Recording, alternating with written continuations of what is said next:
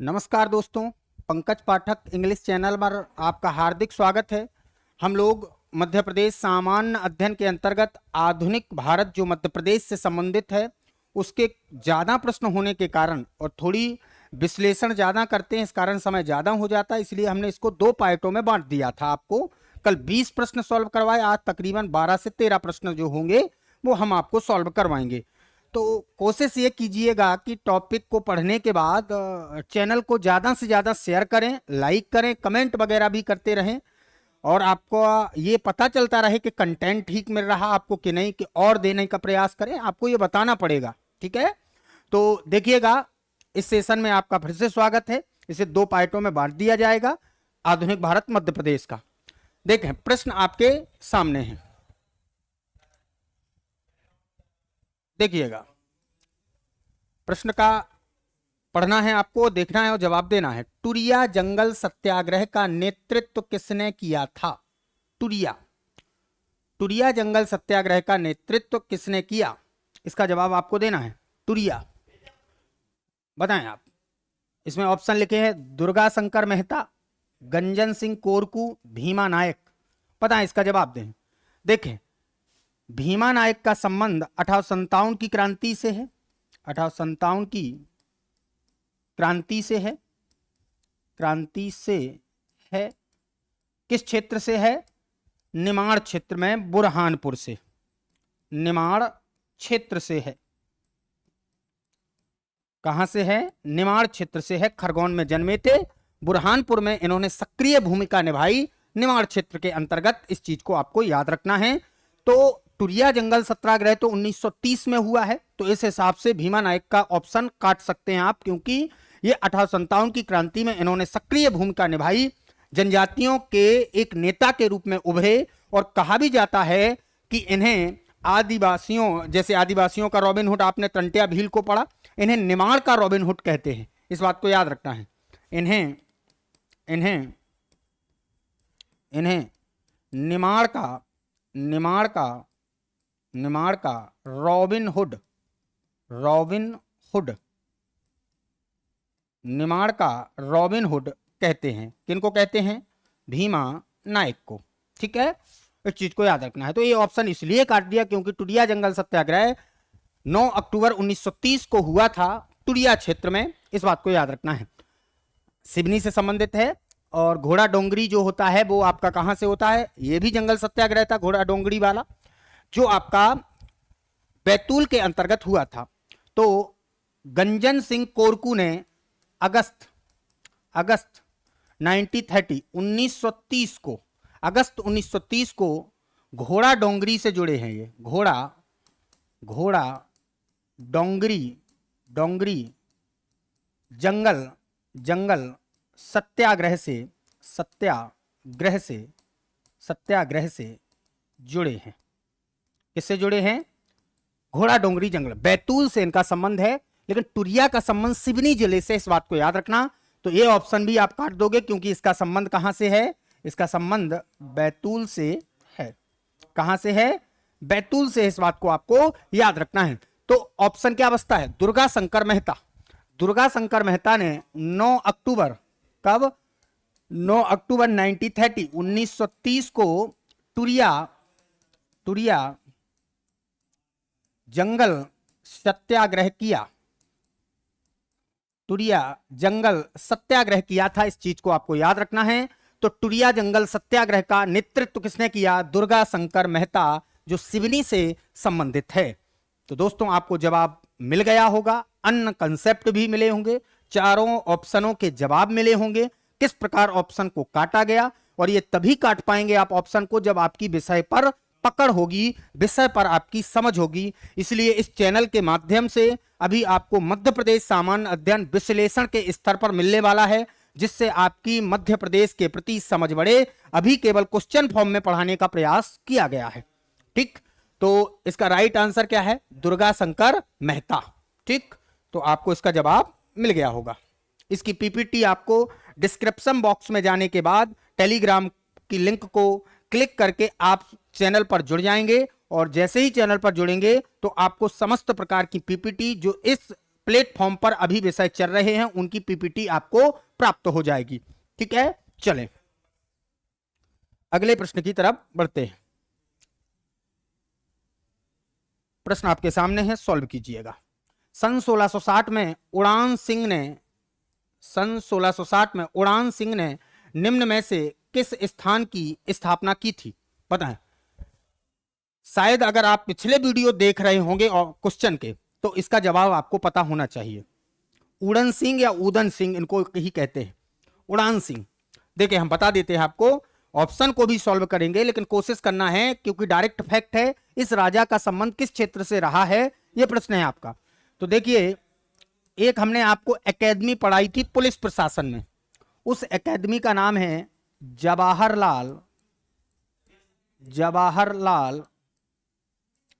Nehru police अकादमी। इसकी स्थापना सागर में की गई थी, सागर में ही है ये, जहां प्रशिक्षण होता है दरोगा वगैरह का, मध्य प्रदेश से संबंधित जवाहरलाल नेहरू पुलिस अकादमी सागर में है, जो उड़ान सिंह के द्वारा स्थापित है। तो अब बताओ, उड़ान सिंह ने किस स्थान की स्थापना की होगी? इस हिसाब से इसका राइट आंसर क्या है? सागर। और आप जानते हैं ऐतिहासिक रूप से सागर में क्या है। अभी भौगोलिक बात नहीं करेंगे, भौगोलिक बात करते तो हम कहते घूमने के लिए नौरादेही जा सकते हैं आप, जो मध्य प्रदेश का सबसे बड़ा वर्ल्ड लाइफ सेंचुरी है, अर्थात अभ्यारण्य है। तो देखिएगा, जो सागर है, सागर की स्थापना उड़ान सिंह ने की है, और वहीं पर जवाहरलाल नेहरू पुलिस अकादमी है। इस चीज को आपको याद रखना है। सागर में एक एंशिएंट इंडिया का क्षेत्र मिलता है, गुप्त काल का, गुप्तकालीन, जो एंशिएंट इंडिया का है, गुप्तकालीन स्थल एरण यहीं पर स्थित है। गुप्तकालीन स्थल एरण कहां स्थित है? सागर में स्थित है। और एरण स्क्रिप्ट या अभिलेख से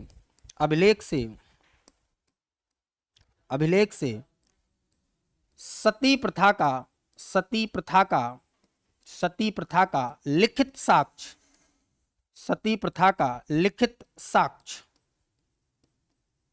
प्राप्त होता है। कहते हैं, भानुगुप्त नाम के राजा के समय हूणों ने आक्रमण किया, तो भानुगुप्त के सेनापति गोपराज शहीद हो गए, जिससे उनकी पत्नी सती हो गई, और इसका अंकन एरण अभिलेख में किया गया है। ठीक, तो इस चीज को आपको याद रखना। एरण अभिलेख का साक्ष्य भी सागर से प्राप्त होता है। रीवा एक रियासत है, राजाओं का गढ़ रहा है। रायसेन भी एक रियासत के रूप में थी, या भोपाल के अंतर्गत, या भोपाल इसके अंतर्गत आता था, तो राजाओं का ये भी गढ़ है, इस बात को याद रखना है। विदिशा में भी राजाओं का गढ़ रहा है। भौगोलिक रूप से भी ये महत्वपूर्ण है, पॉलिटिकल रूप से भी ये चीजें या सभी जिले महत्वपूर्ण है, तो हम वो बातें नहीं करेंगे आपके सामने।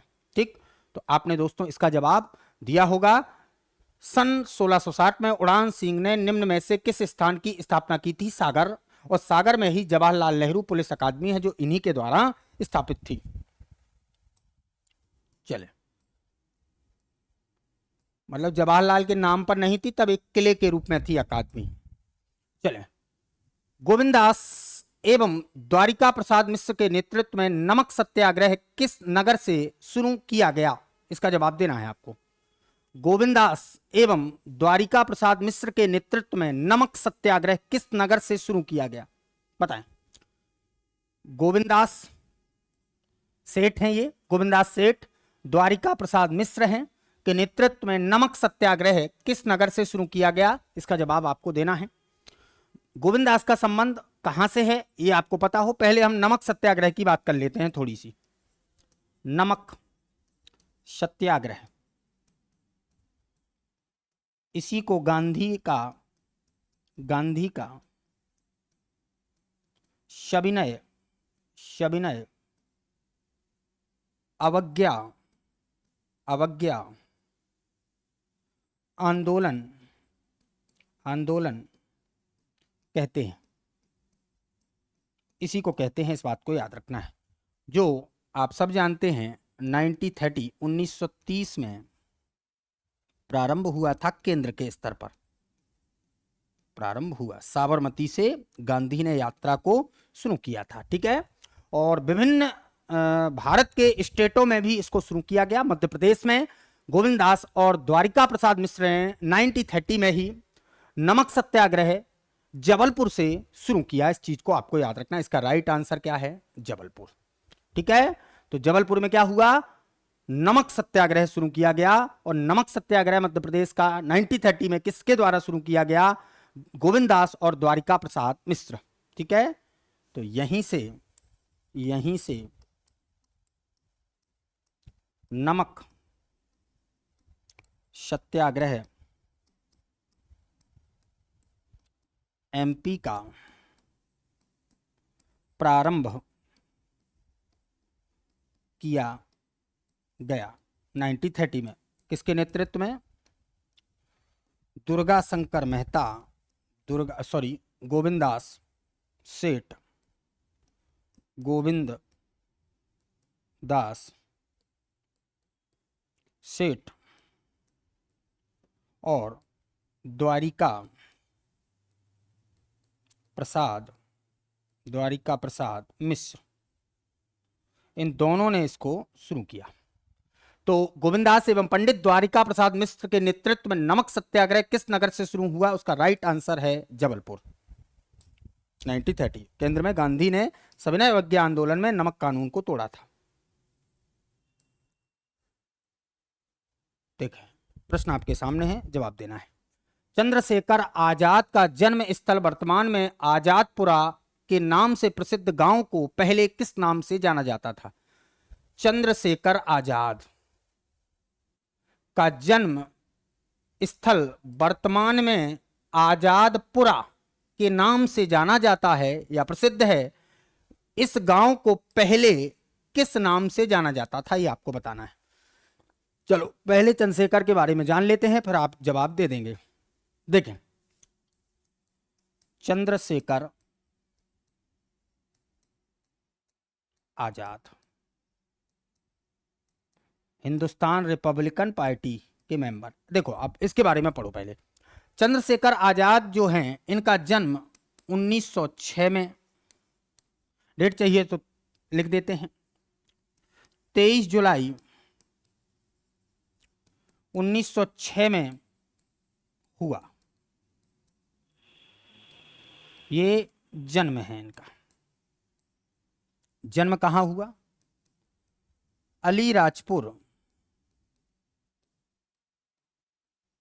अलीराजपुर के भाभरा तहसील के, जिसे आजाद नगर कहते हैं आप, के धिमारपुरा में हुआ, जिसे आप आजादपुरा कहते हैं या आजादपुर कहते हैं, में जन्म हुआ 23 जुलाई 1906 को। इनकी जात तिवारी थी। इनकी जात क्या थी? तिवारी थी। चंद्रशेखर आजाद की, ठीक है। फिर इनका देहांत, इन्होंने स्वतंत्रता आंदोलन में सक्रिय भूमिका निभाई। जब क्रांतिकारियों का दौर था तो भगत सिंह, चंद्रशेखर आजाद, बटुकेश्वर दत्त जैसे प्रसिद्ध सेनानायक इनके साथ थे और विभिन्न स्थानों पर अंग्रेजों के साथ उन्होंने मुठभेड़ की। अंततः 27 फरवरी 1931 को इनका देहांत हो गया। इनका देहांत जहां हुआ वो इलाहाबाद था। अल्फ्रेड पार्क, जहां खुद को गोली मार ली थी इन्होंने, अल्फ्रेड पार्क था। इस चीज को आपको याद रखना है। तो आप समझ गए होंगे चंद्रशेखर आजाद का जन्म स्थल वर्तमान में आजादपुरा है, से प्रसिद्ध गांव को पहले किस नाम से जाना जाता है? धिमारपुरा। तो इसका राइट आंसर है धिमारपुरा, जो अलीराजपुर में पड़ता है। तहसील भाभरा है। भाभरा को क्या कहते हैं? आजादपुर नगर कहते हैं या आजाद नगर के नाम से भाभरा को जाना जाता है। इस चीज को आपको याद रखना है। जन्म कब हुआ? जुलाई 1906। मृत्यु कब हुई? फरवरी 1931। मतलब कम उम्र में ही इनका देहांत हो गया, चंद्रशेखर आजाद का, अंग्रेजों से लोहा लेते हुए। और इनके गांव का प्राचीन नाम धिमारपुरा है, जो अब इन्हीं के नाम पर आजादपुरा के नाम से विख्यात है। चले ठीक दोस्तों, आगे चलते हैं।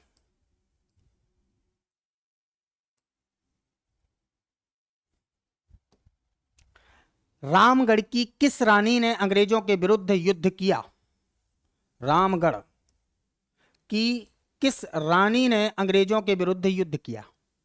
जवाब आपको देना है। मंडला से कहीं ना कहीं उनका संबंध रहा है, तो बताना है आपको। रानी रूपमती और एक व्यक्ति हैं, हम सभी ऑप्शन को देखते हैं, जवाब दें जब तक। बाज बहादुर, बाज बहादुर। ये दोनों की बातें, ये दोनों की बातें अकबर के काल की हैं, तो इन्हें तो काट दो आप, अकबर कालीन है, यानी मुगल काल से इनका संबंध है, मुगल काल से इनका संबंध है। तो इस हिसाब से ये ऑप्शन समाप्त हो जाएगा। क्यों? क्योंकि अंग्रेजों के विरुद्ध युद्ध किया, और ये रामगढ़ से इनका ज्यादा लेना देना नहीं है। रानी रूपमती अकबर से के समय से ये फेमस हैं, इस चीज को याद रखना। अकबर के सेना नायक ने यहां पर जब अटैक किया, तब प्रणव कहानी यानी प्रेम में मंत्र मुग्ध रहते थे रानी रूपमती और बाज बहादुर, इसलिए एक साथ इनकी समाधियां बनी हुई हैं, ये इतिहास की बात है। रानी लक्ष्मीबाई ग्वालियर में जन्मी, ग्वालियर मतलब ग्वालियर से इनका संबंध था, मतलब देहांत हुआ ग्वालियर में। और झांसी में देहांत कहां हुआ? ग्वालियर। झांसी में इनका विवाह हुआ। तो ये कहीं ना कहीं ग्वालियर और झांसी में अंग्रेजों के विरुद्ध थी, रामगढ़ से इनका लेना देना नहीं है, इसलिए इस ऑप्शन को भी आप काट देंगे। तो ये दोनों ऑप्शन कट गए, आपके सामने जवाब है। अब देखिए रानी दुर्गावती, रानी दुर्गावती जो चंदेल वंश की राजकुमारी थी, चंदेल वंश की राजकुमारी थी, जिनका बॉडीगार्ड सेनानायक आधार सिंह था, जिनकी दासी चेरी थी, उनके नाम पर चेरी ताल, आधार ताल जबलपुर में बने हुए हैं, रानी ताल भी बने हैं। हाथी और बॉडीगार्ड की मांग अकबर ने की थी, तो अकबर कालीन है ये, यानी ये भी मुगल कालीन है, मुगल कालीन शासिका है। अब चूंकि राजकुमारी तो ये चंदेल की थी, लेकिन विवाह इनका गोंड राजाओं में हुआ था। अब देखें ए नंबर वाला ऑप्शन है रानी अवंतीबाई। अब भैया जब 3 काट दिए हैं तो एक ही आंसर बचता है, तो हमने ऑप्शन को काटकर जवाब क्या निकाला? रानी अवंतीबाई। रानी अवंतीबाई लोधी, रानी अवंतीबाई लोधी ने रामगढ़ से, कहा जाता है, अंग्रेजों के विरोध में 1857 की क्रांति में भाग लिया। इन्होंने, रानी अवंतीबाई ने, इन्होंने 1857 की क्रांति में अंग्रेजों का विरोध किया। क्या किया? अंग्रेजों का विरोध किया रानी अवंतीबाई लोधी ने। और इसलिए इन्हें मध्य प्रदेश की रानी लक्ष्मीबाई कहते हैं। इसलिए इन्हें मध्य प्रदेश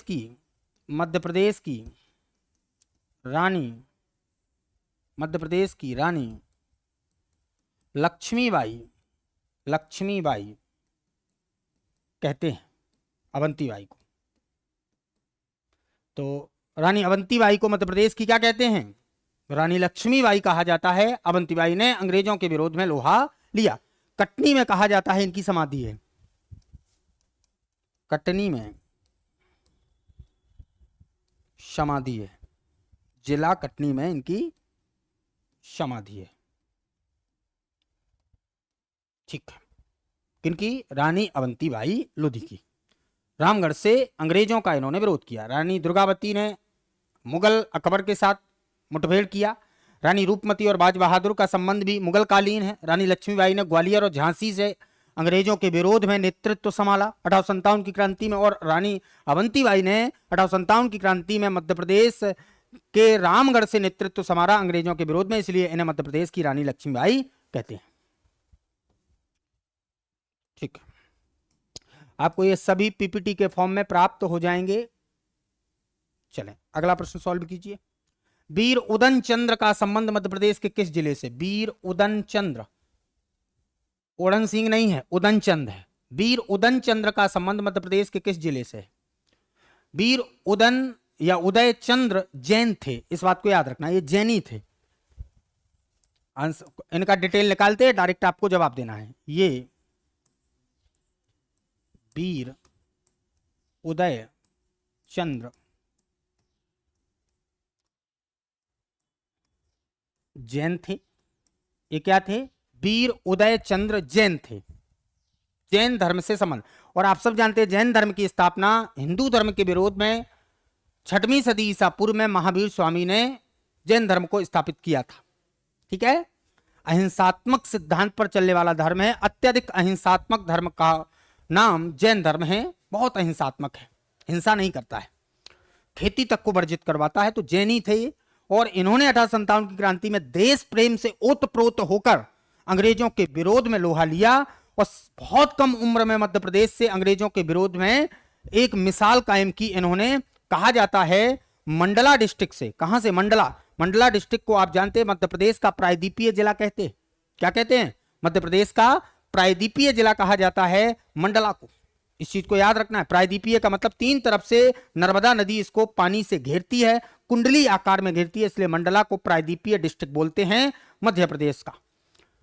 तो ये वीर उदय चंद्र जैन थे, और इन्होंने मात्र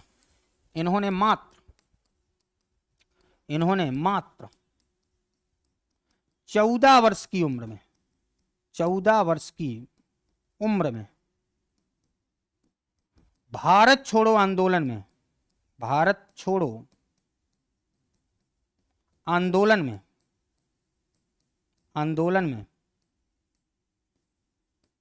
1942 में भाग लिया। आप सबको पता है भारत छोड़ो आंदोलन कब हुआ? 8-9 अगस्त की रात्रि को, 8-9 अगस्त 1942, 8-9 अगस्त 1942 भारत छोड़ो आंदोलन में इन्होंने 14 वर्ष की उम्र में भाग लिया, अंग्रेजों के विरोध में भाग लिया, और अंततः कहा जाता है इन्हें मौत के घाट अंग्रेजों ने उतार दिया 1942 में ही। किसने उतार दिया जल्दी बताएं? वीर उदय चंद्र को अंग्रेजों ने मौत के घाट भारत छोड़ो आंदोलन में सक्रिय भूमिका निभाई। और इन्होंने मध्य प्रदेश के किस जिले से हैं? ये मध्य प्रदेश के मंडला डिस्ट्रिक्ट से। कहां से है? मंडला। तो वीर उदय चंद्र का संबंध मध्य प्रदेश के मंडला से है, जिन्होंने अंग्रेजों के विरोध में 1942 के भारत छोड़ो आंदोलन में अंग्रेजों का विरोध करके भारत छोड़ो आंदोलन में भाग लिया। और भारत छोड़ो आंदोलन में ही गांधी ने डू एंड डाई का उदाहरण दिया, और करो या मरो। और कहते हैं भारत छोड़ो आंदोलन में ही पट्टाभी सीतारमैया, जो कांग्रेस के सरकारी इतिहासकार है, जब गांधी की 70 मिनट तक स्पीच सुनी, 70 मिनट लगातार गांधी बोले, तो उन्होंने कहा गांधी आज किसी देवता या पैगंबर से कम नहीं लग रहे। कौन? महात्मा गांधी। क्योंकि पहली बार उन्होंने हिंसात्मक साधन को अपनाया, और अपने वाक्य से या अपने भाषण से उन्होंने कहा कि करो या मरो, डू एंड डाई।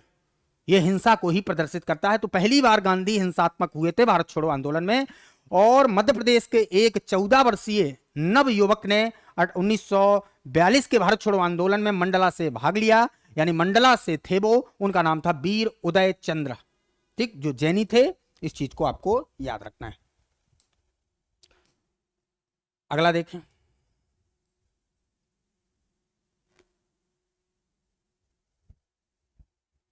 देखिए प्रश्न आपके सामने है। मध्य प्रदेश में चावल आंदोलन कब हुआ था? चावल आंदोलन। कौन सा आंदोलन? चावल। मध्य प्रदेश में चावल आंदोलन कब से हुआ था? सीधा सिंपल प्रश्न है। तो मध्य प्रदेश में चावल आंदोलन जबरन करते थे अंग्रेज के चावल उपजाओ, तो चावल आंदोलन किया गया होगा। और एक खास रूप से सिवनी के क्षेत्र में हुआ है चावल आंदोलन। आप जानते हैं बालाघाट वगैरह में ही ज्यादा होता है, सिवनी में भी कुछ मात्रा में चावल होते हैं। तो सिवनी क्षेत्र में हुआ चावल आंदोलन। मध्य प्रदेश में चावल आंदोलन कब हुआ? तो याद रखना, भैरव प्रसाद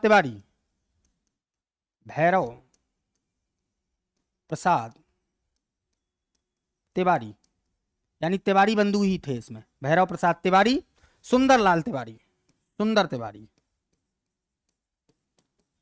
और कई अन्य सेनानियों ने इसमें भाग लिया। चावल आंदोलन में अंग्रेजों के विरोध में किया। और यह किया कब? तो 28 फरवरी 1947, 28 फरवरी 1947 को। किसके विरोध में? अंग्रेजों के विरोध में। कहा जाता है इन दोनों को मृत्युदंड दे दिया गया, यानी इन्हें मौत के घाट उतार दिया गया अंग्रेजों के द्वारा। इन्हें अंग्रेजों ने मौत के घाट उतार दिया। किन्हें उतार दिया? तिवारी बंधु को। ठीक है। तो 28 फरवरी 1947 को मध्य प्रदेश में चावल आंदोलन किया गया, चावल की खेती को लेकर। चले नेक्स्ट देखें। प्रश्न आपके सामने है, सॉल्व कीजिए। शाजापुर में जामा मस्जिद का निर्माण किसने कराया? अब शाजापुर की जामा मस्जिद है, दिल्ली वाली नहीं है या भोपाल वाली नहीं है। शाजापुर में जामा मस्जिद का निर्माण किसने कराया? पहले शाजापुर निकालो। शाजापुर का संबंध किससे था? पहला प्रश्न। इसका संबंध, सब मुस्लिम नाम है तो मुगल कालीन है। इसका संबंध मुगल बादशाह है,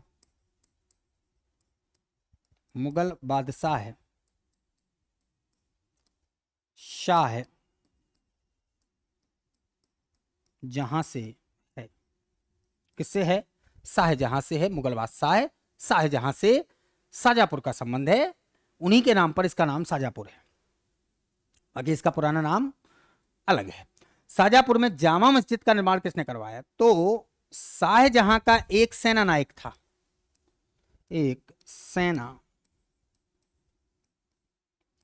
था, उसका नाम था हैदर अली तेग।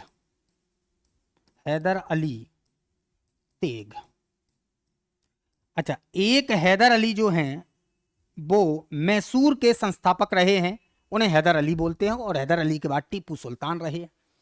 यहां प्रश्न अलग है, ये हैदर अली तेग हैं। हैदर अली तेग शाहजहां के सेना नायक हैं एमपी में। और शाजापुर में जामा मस्जिद का निर्माण इन्हीं हैदर अली के द्वारा करवाया गया। कहते हैं शाहजहां के एक पुत्र के नाम पर शाजापुर का एक नगर बसाया गया, जिसका नाम भी मुराद नगर है। मुराद बख्श एक पुत्र का नाम है शाहजहां के। शाहजहां के 4 जीवित पुत्र थे, दारा सिकोह, शाहसुजा, औरंगजेब, मुराद बख्श। 3 पुत्रियां जीवित थी, गोहन आरा, जहां आरा, रोशन आरा। 7 एक्सपायर हो गए थे, 7 जीवित थे। 14 संतानें थी शाहजहां की। तो एक पुत्र मुराद के नाम पर इसके एक नगर का नाम मुराद पड़ा है, मुराद नगर। तो लिख देते हैं इनके पुत्र मुराद के नाम पर मुराद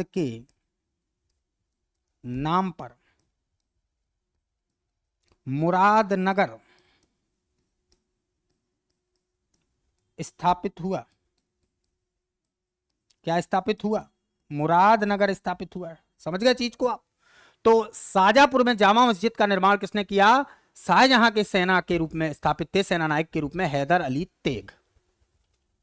ठीक, शौकत अली नहीं है, मोहम्मद अली नहीं है, नवाब अली नहीं है। इनका संबंध इनसे शाहजहां से नहीं है। तो हैदर अली ने ही, जो हैदर अली तेग है, एक हैदर अली मैसूर का राजा है, हैदर अली तेग ने शाजापुर में जामा मस्जिद का निर्माण करवाया था। पटवारी 2017 में प्रश्न आया है। चले, कई लोग इसलिए गलत कराए होंगे इसको कि हैदर अली तो मैसूर का राजा है। ठीक है, बिल्कुल वो भी बात सही है, हैदर अली तेग है। चलो नेक्स्ट प्रश्न देखिए आपके सामने है, सॉल्व कीजिए। मध्य प्रदेश में पंजाब मेल हत्याकांड कब हुआ था? मध्य प्रदेश में पंजाब मेल हत्याकांड कब हुआ, इसका जवाब देना है। देख, पंजाब मेल नाम की एक ट्रेन चल रही थी और उसमें हथियार जा रहे थे। हेकस्ट या मेजर हेकस्ट नाम का व्यक्ति था। कौन था? मेजर हेकस्ट नाम का व्यक्ति था। ठीक, तो इस चीज को याद रखना है। तो एक ट्रेन जो पंजाब मेल थी में अंग्रेज मेजर हेकस्ट हथियारों को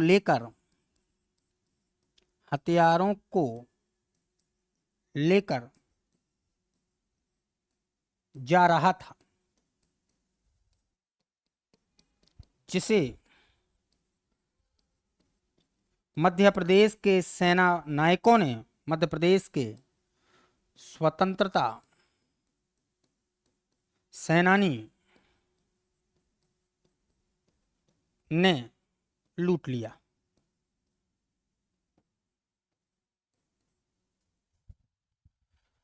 दुर्गा तिवारी थे इसमें जो शामिल थे, उन्होंने लूटा। कई अन्य स्वतंत्रता सेनानी थे जिनने लूटा, उनको मृत्युदंड की सजा दे दी गई। हेकस्ट का कत्ल कर दिया गया, यानी स्वतंत्रता सेनानियों ने किसको मार डाला? हेकस्ट को मार डाला, जिस कारण उनको मृत्युदंड या फांसी की सजा दे दी गई। और यह घटना पंजाब मेल हत्याकांड के नाम से जानी जाती है, जो 24 जुलाई 1931 में हुई, पंजाब मेल हत्याकांड। तो इसका राइट आंसर है 1931। ठीक, हेकस्ट नाम के अंग्रेज मेजर का कत्ल कर दिया गया।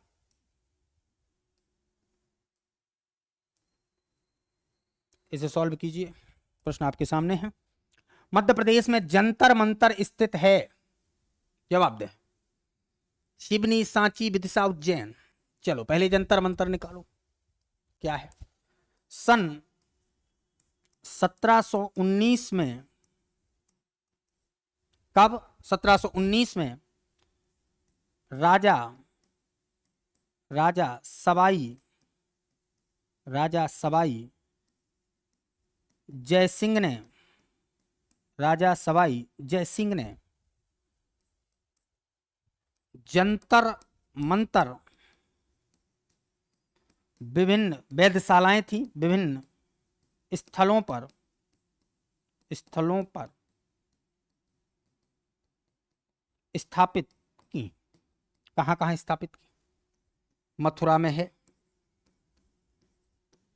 बिल्कुल है। जयपुर में है, बिल्कुल है। दिल्ली में है, बिल्कुल है। और एमपी में उज्जैन में है। जंतर मंतर वेधशाला बनाने का मतलब खगोल शास्त्र में ये राजा विश्वास करते थे। और राजा सवाई जयसिंह जो राजस्थान के राजा थे, इनको मोहम्मद शाह रंगीला ने मध्य प्रदेश में अपना गवर्नर बनाया था। तो राजा जयसिंह को मुगल बादशाह मोहम्मद शाह रंगीला, जो 1719 से लेकर 1748 तक शासक रहा दिल्ली सल्तनत का, मोहम्मद शाह रंगीला ने एमपी में गवर्नर बनाया इसे। सूबेदार, गवर्नर बनाया। किसको बनाया? राजा जयसिंह को। तभी उज्जैन में मध्य प्रदेश के अंतर्गत जंतर मंतर वेधशाला का निर्माण किया। तो सिवनी में नहीं है भैया जंतर मंतर, मध्य प्रदेश में सांची में नहीं है, विदिशा में नहीं है। इसका राइट आंसर क्या है? उज्जैन। और कहां कहां है? मथुरा में है, जयपुर में है, दिल्ली में है और उज्जैन में जंतर मंतर वेधशालाएं स्थापित है, जो राजा सवाई जयसिंह राजस्थान के राजा के द्वारा 1719 में स्थापित की गई। मोहम्मद शाह रंगीला के ये सूबेदार हुआ करते थे और मोहम्मद शाह रंगीला का शासन दिल्ली की गद्दी पर 1719 से 1748 तक रहा है। ठीक है, नेक्स्ट प्रश्न सॉल्व कीजिए। चंद्रशेखर आजाद ने किस दूसरे नाम से बच्चों को शिक्षित करने का कार्य किया? अभी अभी चंद्रशेखर का एक प्रश्न अपन ने पढ़ा है, धिमारपुरा, जो उनका प्राचीन नाम है, जो अब आजादपुरा के नाम से जाना जाता है, जो अलीराजपुर जिले का एक गांव है। भाभरा उनकी तहसील है, जिसे अब आजादपुर नगर कहते हैं या आजाद नगर कहते हैं। ठीक है, आपको पता है चंद्रशेखर का जन्म जुलाई 1906 में जन्म हुआ अलीराजपुर में और फरवरी 1931 में मृत्यु हुई इलाहाबाद के अल्फ्रेड पार्क में। इनके पिता सीताराम तिवारी थे, पंडित रविशंकर शुक्ल पहले सीएम थे, नरेंद्र देव ये अलग हैं, तो इन्हें काट देना है। नरेंद्र देव नहीं रहा, पंडित रविशंकर शुक्ल पहले सीएम रहे, सीताराम तिवारी इनके पिता हैं। तो इस हिसाब से 3 ऑप्शन काटने के बाद राइट आंसर पंडित हरिशंकर ब्रह्मचारी। इस नाम से चंद्रशेखर आजाद बच्चों को शिक्षा भी देने का कार्य करते थे जब अंडरग्राउंड रहे, यानी जब भूमिगत रहे, अंग्रेजों से अलग रहे। ठीक है, तो जो चंद्रशेखर आजाद हैं, चंद्रशेखर आजाद अन्य युवाओं को सैनिक रूप से प्रशिक्षित करते थे, सैनिक रूप से प्रशिक्षित करते थे। तो साथ में